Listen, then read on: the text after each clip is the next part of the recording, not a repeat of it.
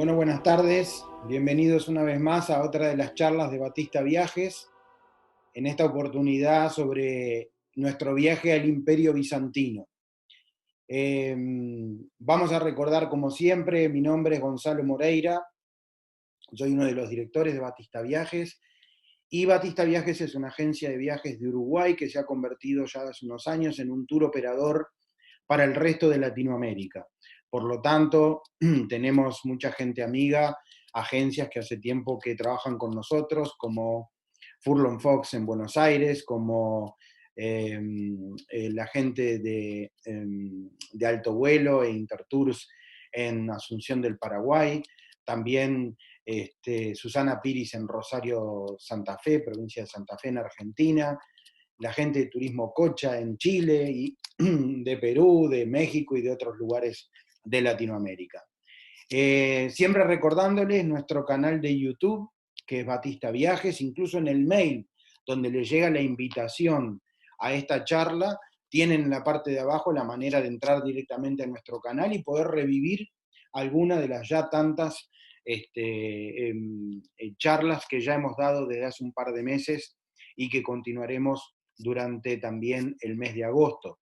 Así que vamos a comenzar con lo que es la charla del día de hoy, que es un itinerario que también lo tenemos ya planificado para el año próximo, para lo que es el 2021, y por allá por comienzos de septiembre del año que viene, estaremos haciendo un éxito que lo hicimos hace unos años atrás, que es el Imperio Bizantino. Acá empezamos con algunos de los mapas que yo quiero mostrar, y cuando hablamos de Imperio Bizantino, recordemos, el Imperio Bizantino se le comienza a llamar a partir de la segunda Roma, ¿no? O sea, cuando estamos hablando de cuando Roma traslada su capital a través de Constantino, desde Roma precisamente hacia lo que hoy en día es Estambul, que en aquel momento se le llamó Constantinopla. A partir de que toma el cristianismo como la base de su religión oficial, y con los años se va convirtiendo en lo que posteriormente conocemos como el cristianismo ortodoxo. A partir de Constantinopla, el imperio domina todo lo que es la península balcánica, parte de Asia Menor e incluso también el norte de África. O sea, lugares donde estuvieron antes los romanos, lugares donde posteriormente estuvieron, por supuesto, los otomanos, donde anteriormente habían estado en el norte de África las dinastías árabes, como por ejemplo la Omeya. Así que en esta región, en este lugar, es lo que se llama el Imperio Bizantino, que cae finalmente en 1453, cuando cae Constantinopla. Pero antes de Constantinopla, el Imperio Bizantino incluso y se desarrolla, antes de la caída de Constantinopla digo, se desarrolla sobre todo en la península balcánica, y tal es así que es donde queda la gran impronta de su religión, y lugares que supieron resguardar ese cristianismo ortodoxo a pesar del dominio de los musulmanes del Imperio Otomano. Entonces, lugares muy importantes que van a estar dentro de nuestro itinerario y que son de las joyas a no perderse, como por ejemplo el monasterio de Rila. Para muchos lo que tiene es la capilla Sistina de Europa del Este, que está ahí en Bulgaria. Luego, cómo resguardaron en los increíbles monasterios de Meteora, en la región de Calambasca de Larisa, en el norte de Grecia, los monasterios de Ohrid, en lo que es la frontera entre Macedonia del Norte y Albania. Todos esos lugares forman parte de lo que nosotros denominamos nuestro itinerario del Imperio Bizantino, que va a llegar a Serbia, va a visitar Bulgaria, va a visitar Tesalónica en la Macedonia griega, va a visitar Larisa y todos los monasterios de Meteora, posteriormente Macedonia del Norte, Albania y culmina en Montenegro. Es un itinerario que además complementa perfectamente otro de nuestros grandes viajes, que es nuestro itinerario por Croacia, Eslovenia y Bosnia-Herzegovina. Por lo tanto, esto complementa perfectamente para el conocimiento cabal de la península balcánica. Una península balcánica que, como ya hemos contado en otras charlas, cuando hablamos precisamente de la historia sobre el desmembramiento de Yugoslavia, etcétera, también cuando hablamos de Turquía, que es un pasaje de civilizaciones que han dejado su marca a cada paso. De ahí esa fusión que hay entre las distintas religiones, entre los distintos pueblos que dejaron su marca en estos lugares tan importantes del sureste de Europa. Por lo tanto, hoy vamos a contarles de qué se trata el itinerario y primero algunos mapas como el que estamos viendo, que es el de la península balcánica, que era cómo se fue formando a partir del desmembramiento de los grandes imperios que dominaban la península balcánica. Los dos grandes imperios que dominaban la península balcánica hasta comienzo del siglo XX son al norte el imperio austrohúngaro y al sur el imperio otomano. Cuando ellos dominaron, por eso este mapa corresponde a 1912-1913, ya comienza en 1914 la Primera Guerra Mundial, que precisamente comienza en esta zona, en la ciudad de Sarajevo, cuando es asesinado el archiduque Francisco Fernando en Bosnia-Herzegovina, y eso hace que empiece la guerra entre Serbia y entre el Imperio Austrohúngaro, y eso desata digamos, todos los acuerdos que se tenían, en el caso de Serbia con Rusia, con el Reino Unido y con Francia, en el caso de Austria-Hungría con el Imperio Otomano y también con Alemania. Y van formando los distintos países que posteriormente conocemos como Yugoslavia, como Rumania, como Bulgaria, como Grecia, Albania, todos esos se van formando y algunos de ellos son formados por varios países, como siempre conté, y recomiendo entonces ver la charla sobre el desmembramiento de Yugoslavia, donde están las 6 repúblicas y las 2 autonomías que formaban Yugoslavia. Dentro de esas autonomías, en este viaje nosotros estaremos visitando Montenegro, o sea, de esas repúblicas, Montenegro, Macedonia del Norte y Serbia. Le agregamos Albania, Bulgaria y el norte de Grecia. Antiguamente esta región, y acá lo tenemos bien dividido, cómo era la influencia del Imperio Otomano y del Imperio Austrohúngaro, que anteriormente estaba dividido en lo que era el Imperio Bizantino y el Imperio Romano, o sea, entre el Imperio Romano Occidental o el Imperio Romano Oriental, que es como luego llamamos al imperio, que luego lo llamamos el Imperio Bizantino.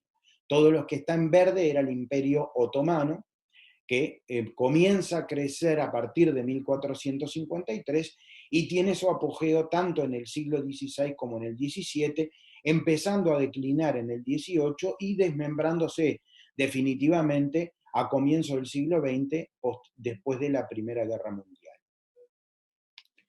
Acá tenemos otro mapa que tiene que ver con las influencias también que tuvieron en la región, en el Imperio Otomano, pero esto ya es del siglo XIX, ¿no? Como hablábamos recién de la decadencia que empieza del Imperio Otomano, y en gran medida también del Imperio Austrohúngaro, porque el nacionalismo del siglo XIX hace que cada uno de estos países comience a tener movimientos sociales, que muchos se transformaron en guerrillas, que querían lograr la independencia de las casas matrices, digamos, ¿no? Entonces, nosotros nuestro viaje, y vamos a empezar a mostrarles las fotos, lo vamos a comenzar en Serbia. Belgrado es una gran ciudad, es una hermosa ciudad, y recordemos que fue además la capital de la ex Yugoslavia. Hoy en día es la capital de Serbia, pero fue la capital de la ex Yugoslavia. Voy a quebrar una lanza por el cierto mal nombre que tiene Serbia debido a lo que ocurre en la década del 90.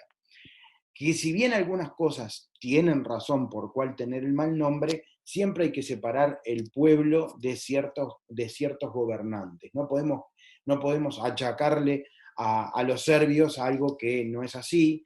Le ha hecho muy bien a Serbia durante estos últimos años, que la gente lo conociera, que conociera el lugar. Es un lugar donde se respira alegría, donde hay muchas, y hay muchas cosas buenas para ver y para visitar, pero además también, increíblemente, y esto está estudiado, no lo digo porque sí, el tenista, Djokovic, el Nole, que le ha hecho muy bien, con ese perfil además que tiene de descontracturado y con gran humor, le ha hecho gran bien a Serbia en los últimos años, desde el punto de vista del marketing, y bueno, y conocer lo mejor. Y hay que analizarlo en el contexto donde se dieron las cosas, y recordamos que además que los grandes, digamos, las peores acciones que pasó durante la guerra de Yugoslavia fueron los serbio-bosnios o los bosnio-croatas, y no tanto los serbios o los croatas en contra de los bosnios.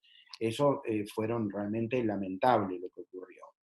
Belgrado es una ciudad muy importante porque fue durante muchos años, en toda la época de la Guerra Fría, en el cual la Unión Soviética era un bloque, el mundo occidental comandado por Estados Unidos otro, enfrentados entre el Pacto de Varsovia y el Pacto de la OTAN.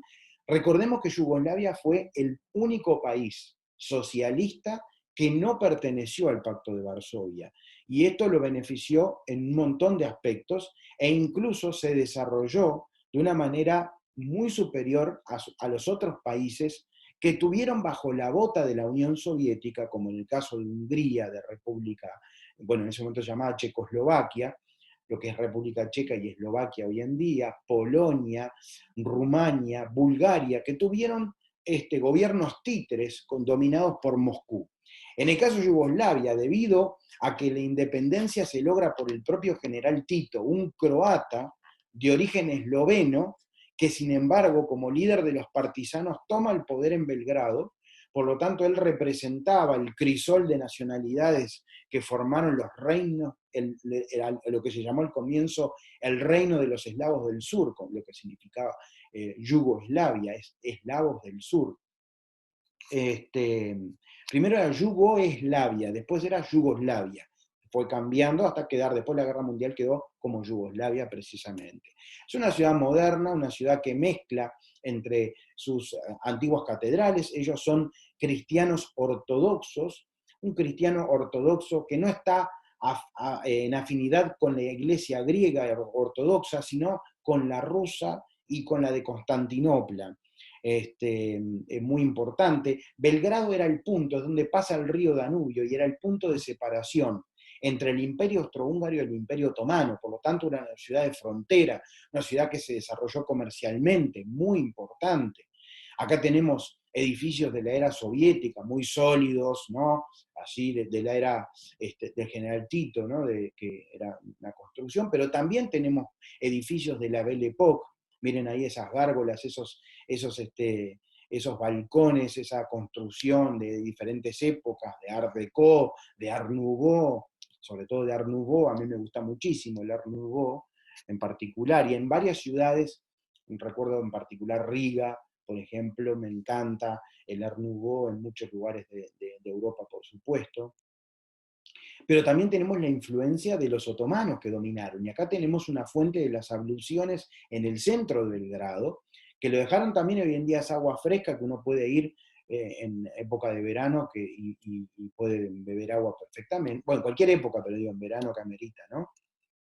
Y acá tenemos el río Danubio, o sea que lo que estaba en la foto, lo que vemos al norte, lo que vemos del lado de enfrente, era ya territorio del Imperio Austrohúngaro, y lo que tenemos al sur era territorio del Imperio Otomano. Por ahí venían desde la famosa Puerta de Hierro, esa frontera muy importante que hace un cañón que va atravesando el río Danubio en la frontera con Rumania, con Bulgaria y después con Serbia. Como Yugoslavia tenía esto especial, era el segundo punto más importante de espías después del muro de Berlín. Después del famoso Checkpoint Charlie ahí en Berlín, todo eso, el que le sigue es la Puerta de Hierro, el río Danubio. Por lo tanto fue muy importante en la época de la Guerra Fría, tema que además el general Tito lo supo aprovechar perfectamente. Incluso en este lugar está el club de tenis, que hoy en día es propiedad de Nole, de Djokovic, y que es donde él comenzó a practicar el deporte, ¿no? Vamos a estar haciendo, ahí estamos paseando con una parte del grupo, paseando por el río Danubio para observar todo esto, la infraestructura de ambos lados, pasamos debajo de puentes muy hermosos realmente. Y estos castillos que se hacían, porque lo que estaba comentando, Belgrado era una ciudad de frontera, pero además tenía posteriormente con los años, tenía la riqueza de haber sido la capital de Yugoslavia, una ciudad muy importante, la más importante de la península balcánica en muchos aspectos. Pero esta es la parte más antigua, acá vendiendo algunas artesanías. Y este hotel, que no es donde nos alojamos nosotros, porque es lindo, pero no es tan bueno, pero lo que tiene en la parte donde están esos toldos verdes, tiene la mejor confitería de Belgrado, y que además también era el punto de reunión de los espías, ¿no? Porque Moskva en ruso significa Moscú. Entonces, ahí tenemos escrito en letras cirílicas. Otra de las características, Belgrado y Serbia precisamente, al igual que Montenegro, y que Macedonia del Norte, son los tres países dentro de lo que era la antigua Yugoslavia que utilizan el alfabeto cirílico, a diferencia de Croacia y de Eslovenia y de Bosnia, que tienen el alfabeto latino. El contraste con lo que uno puede pensar, ¿no? La alegría de la noche, los lugares donde hay música en vivo, se come muy bien, las flores, es una época del año preciosa. Nosotros tenemos planificado ir en principios de septiembre del año que viene a hacer el Imperio Bizantino, donde uno va a tener una idea cabal de la ciudad. Pero miren lo que es esto, como es una ciudad importante, estamos hablando de una de las grandes ciudades, el aeropuerto de Belgrado es el que tiene más tráfico en esta zona. Por Belgrado también paraba el antiguo Expreso de Oriente, por lo tanto su estación de tren era muy importante. De ahí partía raudamente hasta Estambul. Entonces fue durante tantos años un lugar muy importante y hoy en día lo está retomando.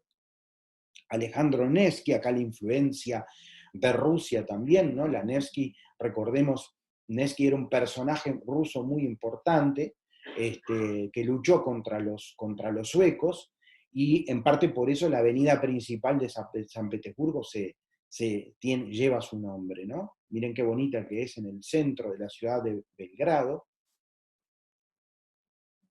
Estos son a la noche, se tiene unas peatonales preciosas con un montón de tiendas, de restaurantes, de galerías de arte, y eso nos va a dar un completo panorama de lo que es la ciudad de Belgrado y sus alrededores con el paseo y la navegación.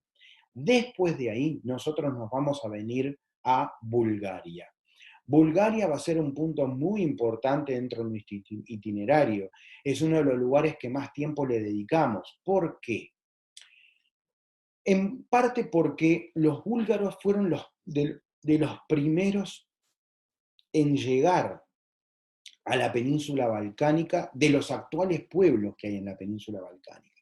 Exceptuando los griegos, que ya estaban de antemano, los búlgaros vinieron de Asia Central, se fueron trasladando durante mucho tiempo, saliendo, digamos, de lo que es Asia Central, vinieron hacia el mar Caspio, por eso estas tribus búlgaras estuvieron sobre la desembocadura del río Volga, sobre la desembocadura del río Don, ahí en la región del Mar Negro, hasta que finalmente vinieron a esta zona del sureste de Europa.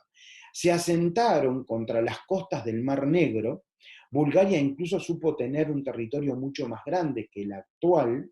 Podemos decir que una parte del sur de Bulgaria también fue parte de la antigua Macedonia, o sea que Macedonia por lo menos tiene territorio en tres países, la propia Grecia, con la capital Salónica, que era la más importante, Bulgaria en el sur de Bulgaria, y lo que hoy en día es Macedonia del Norte, que después cuando llegue a Macedonia les voy a contar todo el lío con el nombre y las explicaciones por el cual hoy en día se llama Macedonia del Norte. Pero los búlgaros, de todos los pueblos que estamos hablando, no cumplen las reglas. ¿Qué quiere decir? No hay fusión con otros eslavos, no hay fusión con otros pueblos. El pueblo búlgaro es el más homogéneo de toda la península balcánica, incluso de los griegos. Entonces, los búlgaros tienen su cultura, tienen su gastronomía, sus bailes, etcétera, todas cosas que nosotros vamos a conocer, son, a pesar de que esto les duele a los griegos en parte, son los inventores de algo que quizás muchos de los que me están escuchando consumen todos los días, el yogur. El yogur lo traen los búlgaros, son especialistas en ello, al igual que después los griegos, y en particular los griegos, los del norte de Grecia, son los que el yogur griego es famoso a nivel mundial.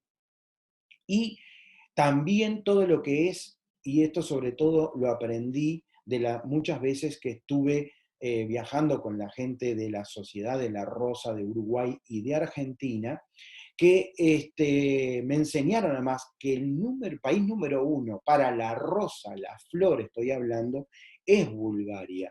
Bulgaria tiene agua de rosa, perfumes de rosa, y son comestibles además también. Y en particular en una ciudad que va a estar dentro de nuestro itinerario, que se llama Plovdiv. O sea, preciosa, que supe conocer hace unos años atrás, que se la agregamos a nuestro itinerario del Imperio Bizantino para esta oportunidad.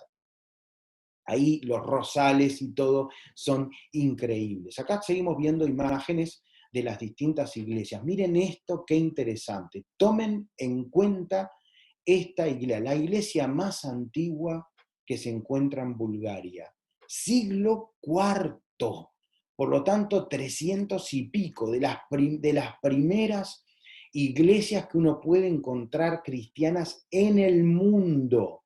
Miren el estilo, si uno lo viera de arriba tiene una forma de cruz griega, es un cristianismo anterior a cualquier cisma, son este tipo de iglesias que se pueden encontrar en muy pocos lugares del mundo, como por ejemplo las iglesias del barrio copto de Cairo, o las iglesias de Etiopía o Armenia, son iglesias tan antiguas, monasterios de aquella época, y acá Bulgaria también lo tiene, quiere decir, es muy importante. Esta iglesia es anterior a la llegada de los búlgaros, muy importante tenerlo en cuenta. Vamos a estar observando los frescos, en las pinturas que se encuentran adentro, son de siglos posteriores.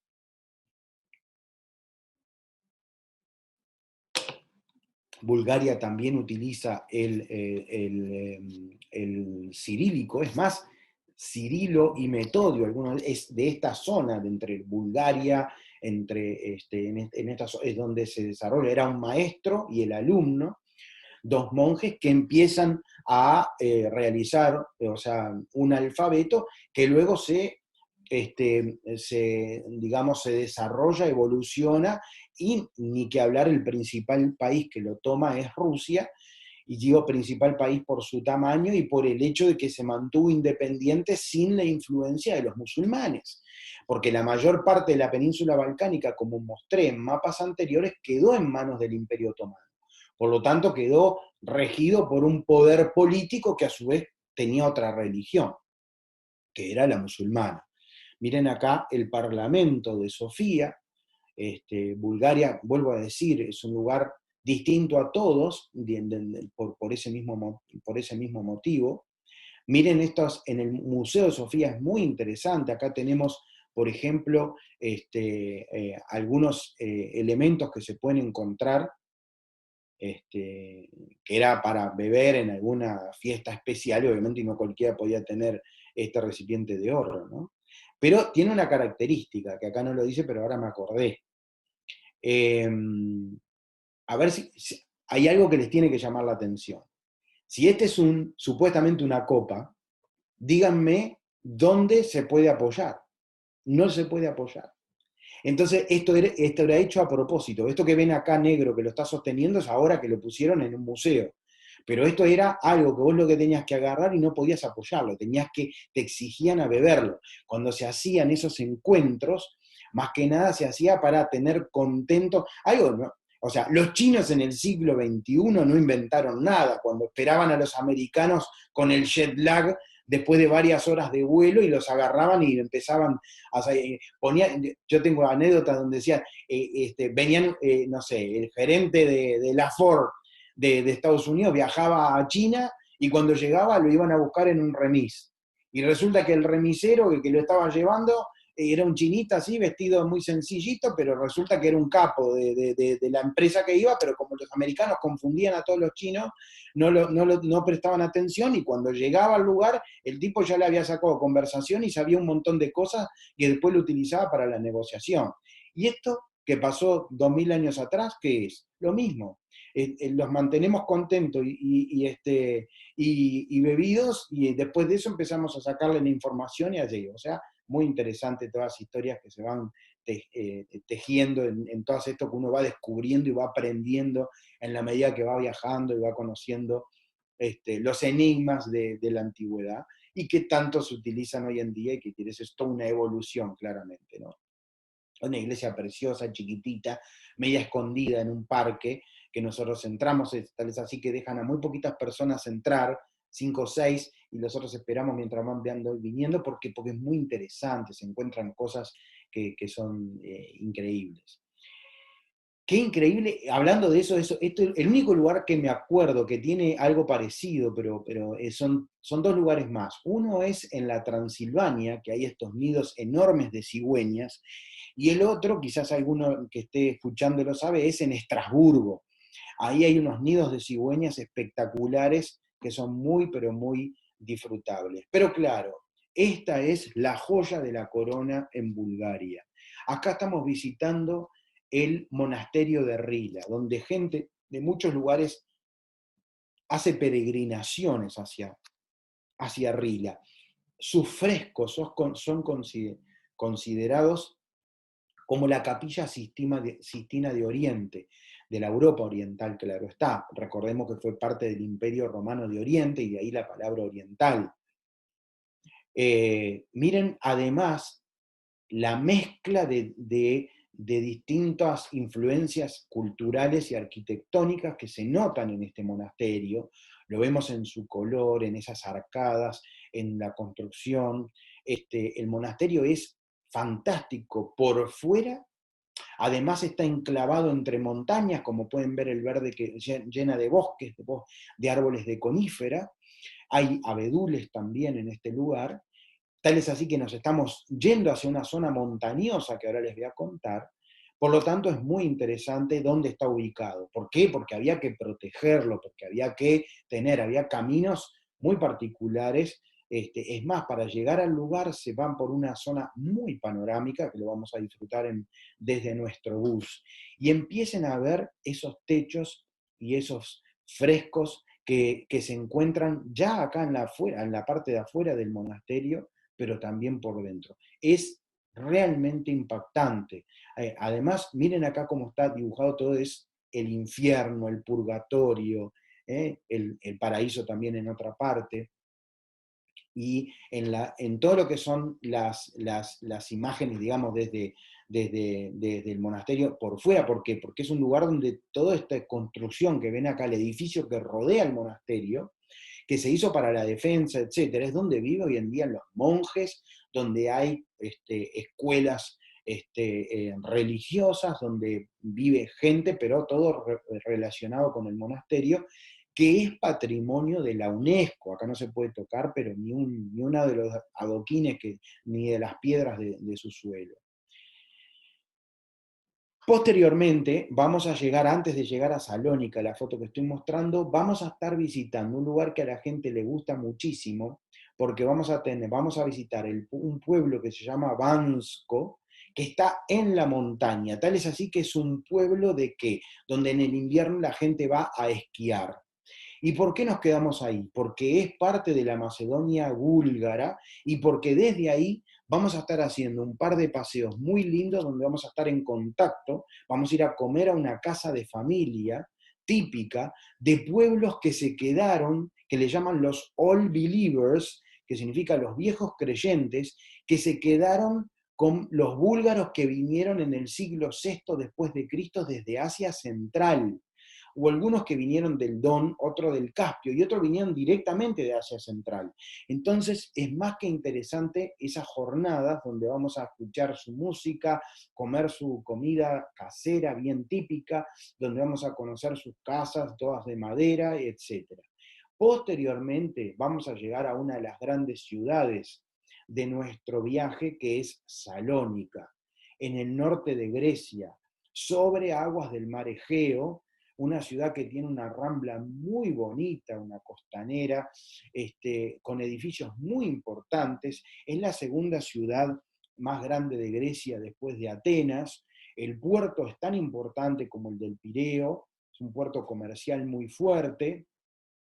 Acá además tuvimos durante muchos años, pero tenemos además a una amiga que a veces sigue las charlas de Batista Viajes, no sé si hoy la estará mirando desde Salónica, pero precisamente la hija de una gran amiga y clienta nuestra hace muchos años, creo que sigue siendo la cónsul uruguaya en Salónica, y que nos espera siempre, y bueno, como es una enamorada, ya hizo su vida allá, está casada con un griego, tiene hijos griegos de Salónica, y eso hace que nos gustó más todavía, porque incluso nos ha dado muchos piques, que nosotros lo utilizamos en cuanto a restaurantes, confiterías, dónde tomar el té, dónde pasear, dónde hacer esto, y por supuesto que le hemos hecho caso porque vive ahí hace muchos años. Es una ciudad que impacta porque además tiene eso tan hermoso de estar frente al mar Egeo, es un mar con un agua preciosa, con un horizonte y unos atardeceres fantásticos, con un clima muy bueno. Salónica también supo ser, durante muchos años formó parte, como una gran parte de Grecia, del Imperio Otomano. Recordemos que el orgullo y el héroe de la Turquía moderna, el famoso Mustafa Kemal Atatürk, nació aquí en Salónica, en épocas que pertenecía al Imperio Otomano. Tal es así que su casa hoy en día es el consulado turco en este lugar, no embajada, porque la embajada está en Atenas. Miren esta rambla preciosa, y lo que es este bulevar tiene una influencia también de aquella época de época moderna de construcción al estilo francés. Esta torre, muy importante, una torre antigua de vigilancia, torre del agua, que permite desde ahí, primero que tiene unas hermosas vistas, pero que además también le da un toque especial con la famosa bandera de Grecia, que la tenemos ahí en la imagen. Nosotros vamos a hacer un paseo en barco por el mar Egeo desde Salónica para poder observar la ciudad, pero miren también los vestigios de la antigua Salónica como parte de la antigua Macedonia. Estamos a pocos kilómetros de donde nació Alejandro Magno, estamos a pocos kilómetros de Vergina, que también visitaremos, que es donde nació el padre de Alejandro Magno, Filipo. Entonces, realmente es un lugar que combina la historia con el modernismo, de una ciudad pujante, de una ciudad hermosa, a muy pocos kilómetros de playas como la que estamos mostrando en la imagen, por lo tanto es el norte del mar Egeo. Recuerden cuando salen las aguas que vienen del mar Negro, que atraviesan el estrecho de Bósforo, la hermosa Estambul, el mar de Mármara, el Dardanelos, y ahí entra al mar Egeo, y son las aguas que podemos observar ahora cuando ya empiezan a confundirse luego con las eólicas y las del Dodecaneso con el mar Mediterráneo. Por lo tanto, es un lugar súper importante en la historia de Grecia, en la historia de Macedonia y en la historia de toda Europa. Acá estamos en el hotel que nosotros nos alojamos. Tiene muy lindo restaurante, además, bueno, obviamente en Grecia se come muy bien. Yo voy a hablar ahora sobre la parte gastronómica porque en lo particular me gusta mucho la gastronomía griega, varias cosas, ¿no? Y a pocos kilómetros de Salónica, que vamos a estar 3 días, 3 noches para poder disfrutarla, para poder conocerla bien, nos venimos hasta Pela. ¿Y qué hay en Pela? Pela hay eh, estos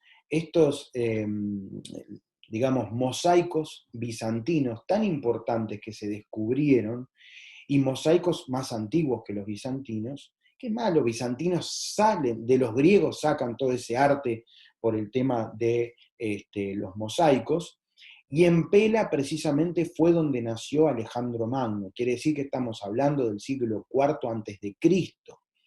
Uno además lo puede ver cuando ve los capiteles de las columnas, si son dóricos, jónicos o corintios, más o menos ubica la época en que fueron construidos.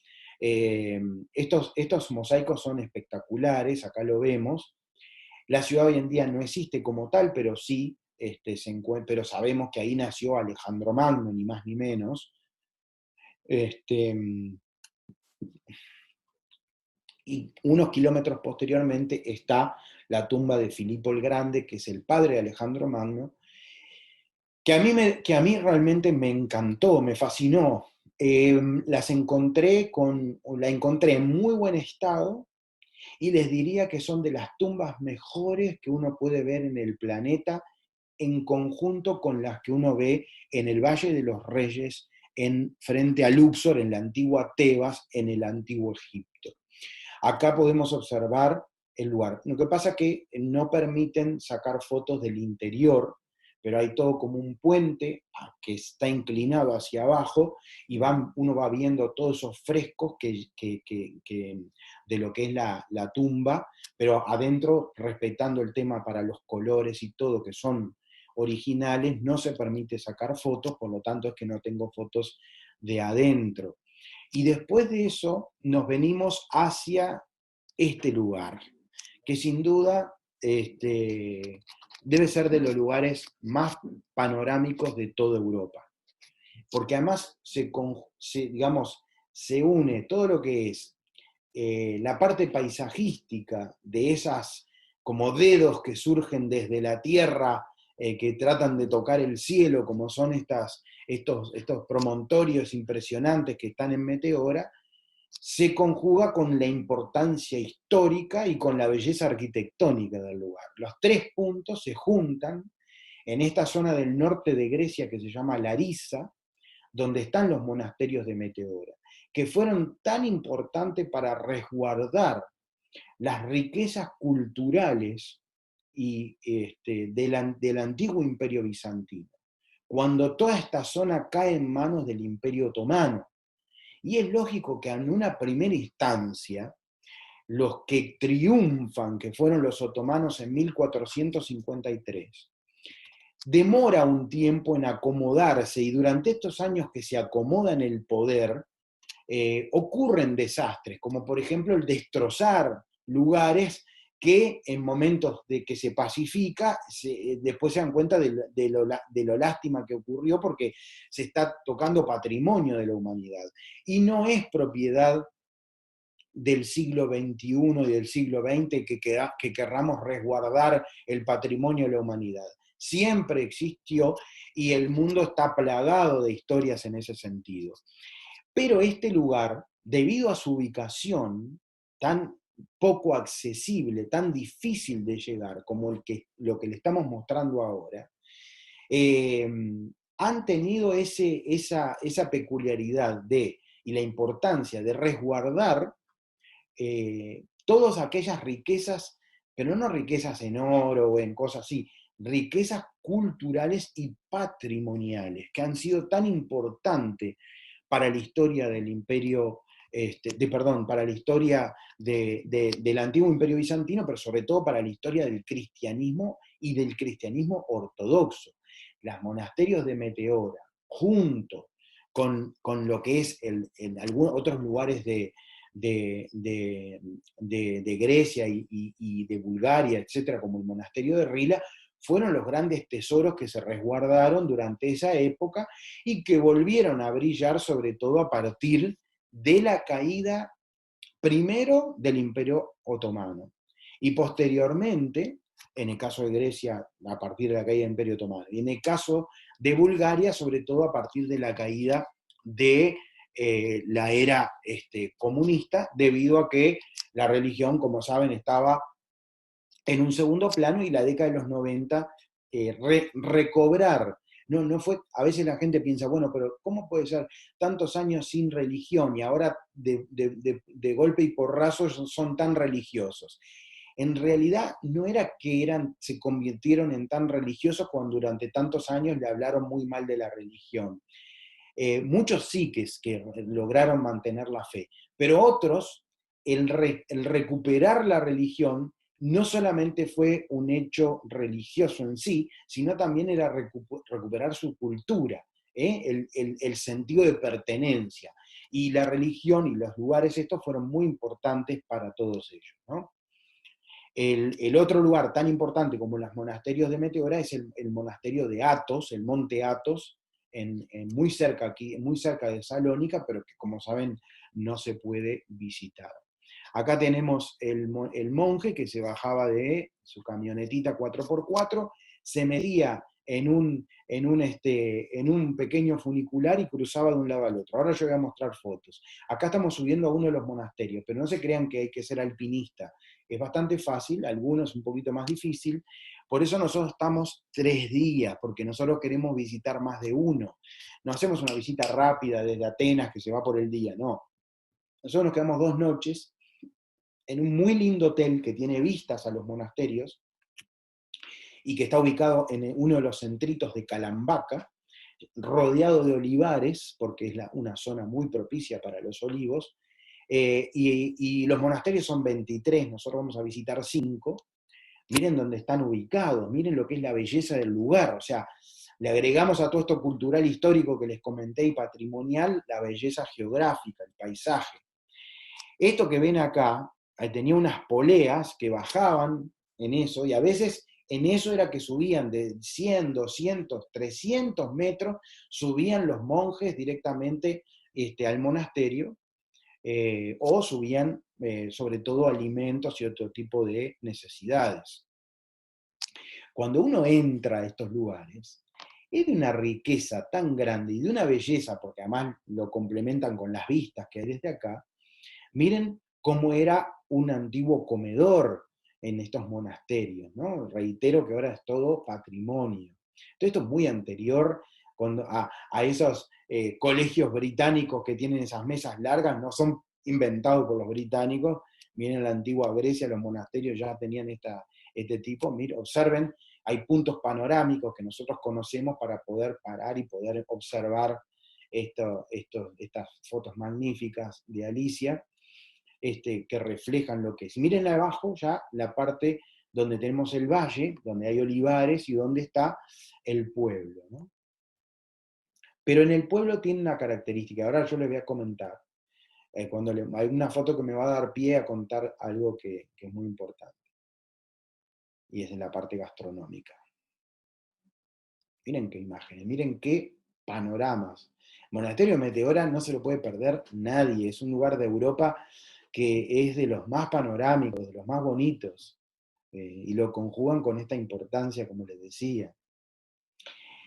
Y acá tenemos 2 emblemas de la gastronomía griega. A la derecha, ¿qué tenemos? La famosa ensalada griega, que tiene pepino, que tiene tomate, que tiene verdes, generalmente lechuga, que tiene aceitunas negras y que tiene queso feta, que es con el que se hace la famosa, ¿cómo se llama? Ensalada griega.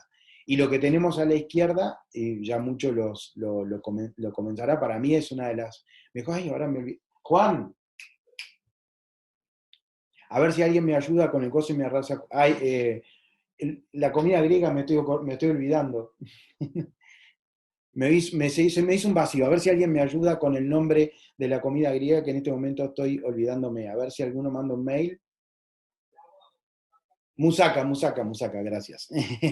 La musacá, como se dice en realidad, musacá, que es riquísima, es con berenjena, no es con, algunos le pueden poner carne, pero es con berenjena.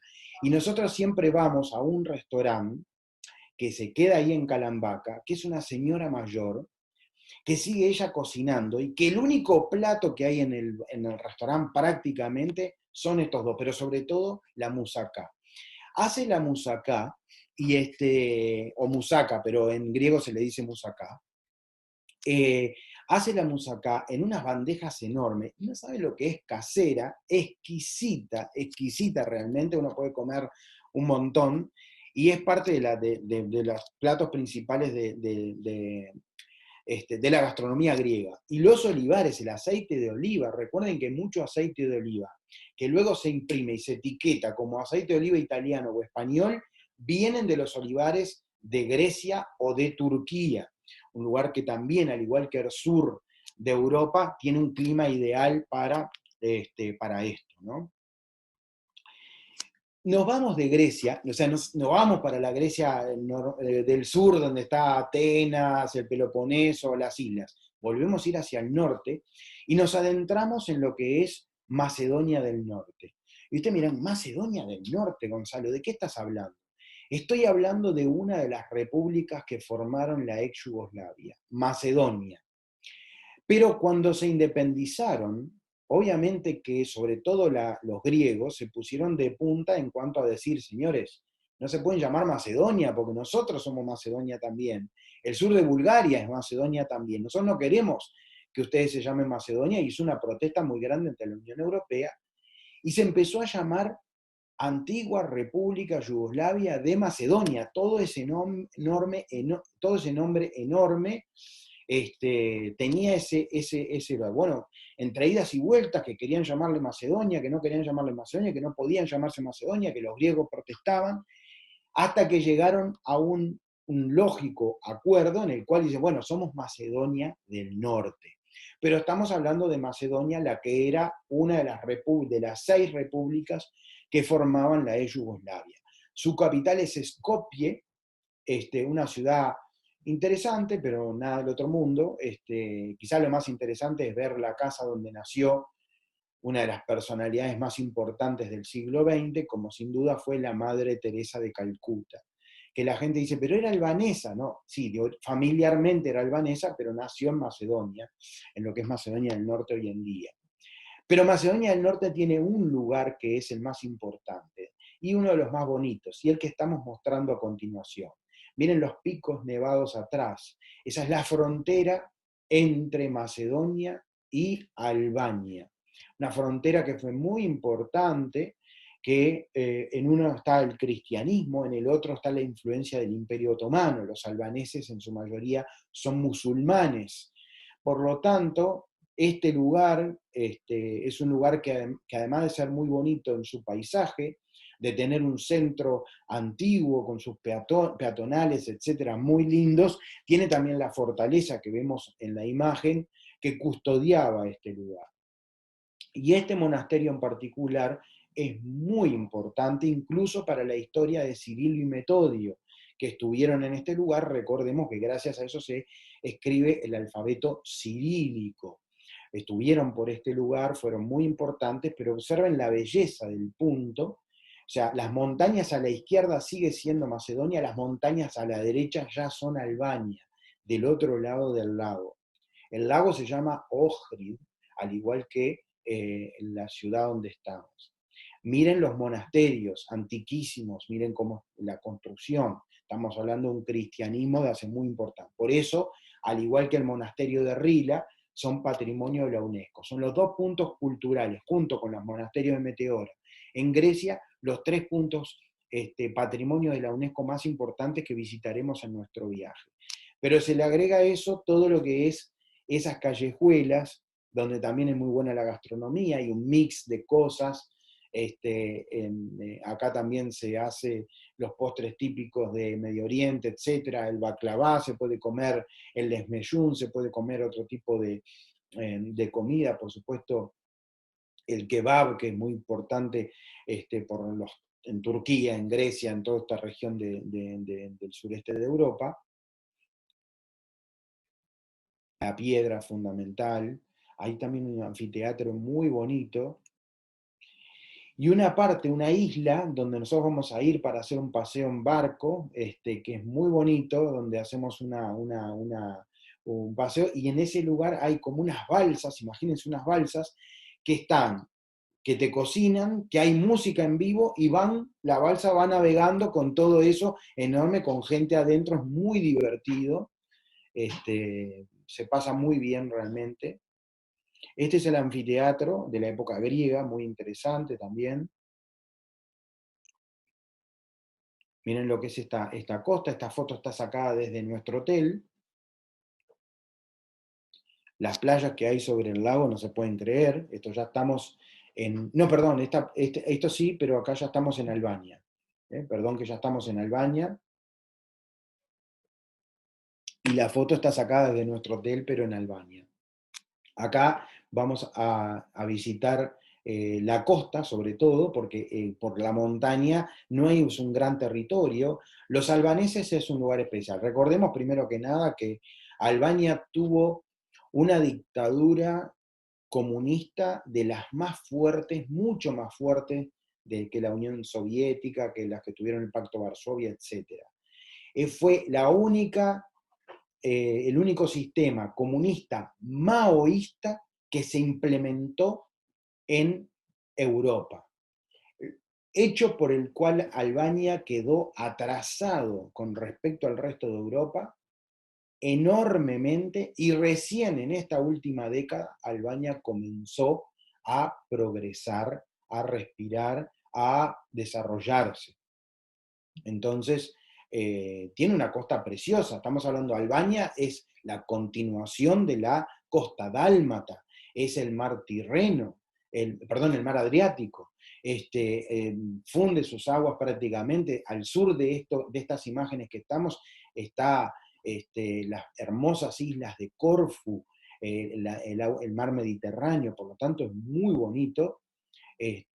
Tirana es la capital, que estoy mostrando ahora imágenes de la capital de Albania, donde son musulmanes, donde, ya les digo, se empezaron a desarrollar, sobre todo en los últimos años, pero de una muy buena manera. Tienen una especialidad los albaneses, que han dominado esta región, pero han influenciado en lo que es Macedonia del Norte, y sobre todo el 90% de la población del Kosovo es de origen albanés, que es esa autonomía que Estados Unidos reconoce como país independiente y que Rusia no, por ejemplo. ¿Por qué? Porque Serbia, aliado íntimo de Rusia, no reconoce al Kosovo como un país independiente y lo reconoce como un país, como parte de su territorio. Casualmente, históricamente, el Kosovo fue donde nacieron los serbios.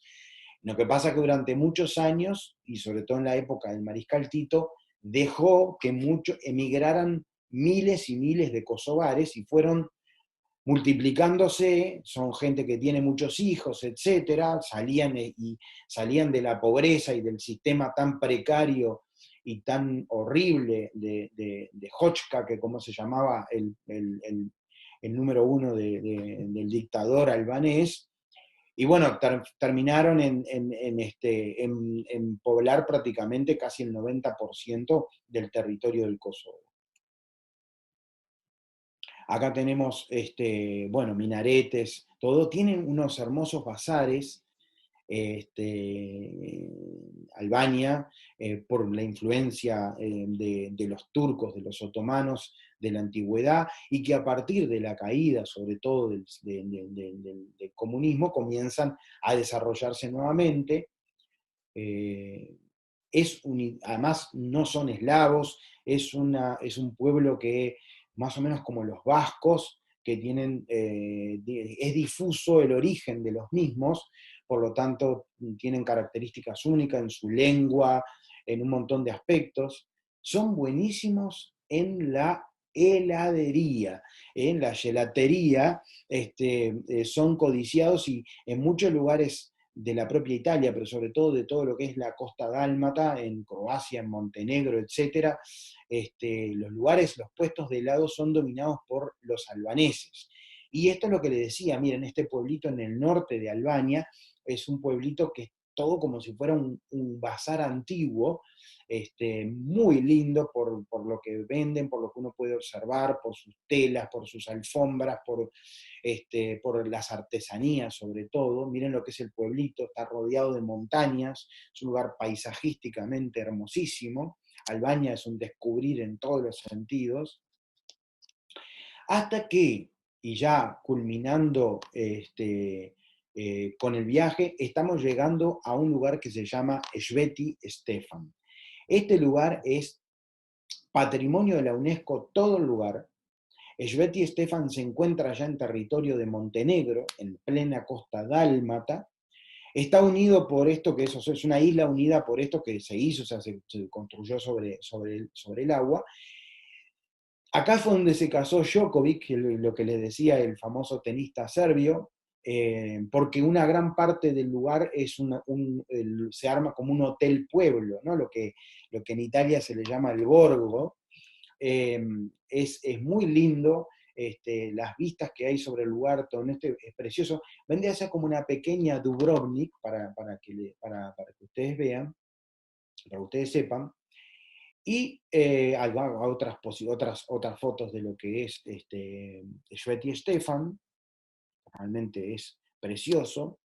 Y vamos a descansar para culminar nuestro viaje y para disfrutarlos en uno de los balnearios más lindos de la costa dálmata, que es Budva, el balneario número 1 de Montenegro, donde nos vamos a alojar en un hotel que tiene una hermosa piscina con salida al mar y un lugar disponible con playa privada hacia estas aguas espectaculares, y el centro, que es este que estamos viendo ahora, lleno de bares y restaurantes a la noche, se pone precioso, todo peatonal. Nosotros estamos caminando, podemos ir caminando hasta este lugar o a 5 minutos de un taxi para poder llegar a este lugar y disfrutarlo por la noche, tomar algo. Y estas son las playas, que muchas tienen canto rodado, por lo tanto hay que comprarse esas zapatillas de goma que ellos se venden ahí, son muy económicas, para poder disfrutar mejor. Incluso se puede hacer algún paseo en barco. Vamos a tener ahí, para poder disfrutar, miren lo que es estos lugares, el puerto deportivo con los yates, los veleros, etc. Este es el hotel que nosotros usamos frente al mar, que tiene vista además, y que tiene su playa privada. Es muy bonito, es un 5 estrellas, no es súper lujoso, pero es de lo mejor que hay en Budva, y nosotros vamos a alojarnos ahí porque su ubicación es privilegiada. Tiene un muy buen spa, eso sí, tiene un muy buen spa. Miren lo que es, ¿no? Le parece ahí la montaña, que está muy cerquita, estas casas, este mar, es un lugar de ensueño realmente, que uno podría decir, bueno, estamos en Cerdeña o en algún otro lugar de Italia, sí, pero con menos gente y con una cultura diferente que llama tanto la atención. Bueno, les deseo lo mejor y hasta el próximo jueves. Chau, chau.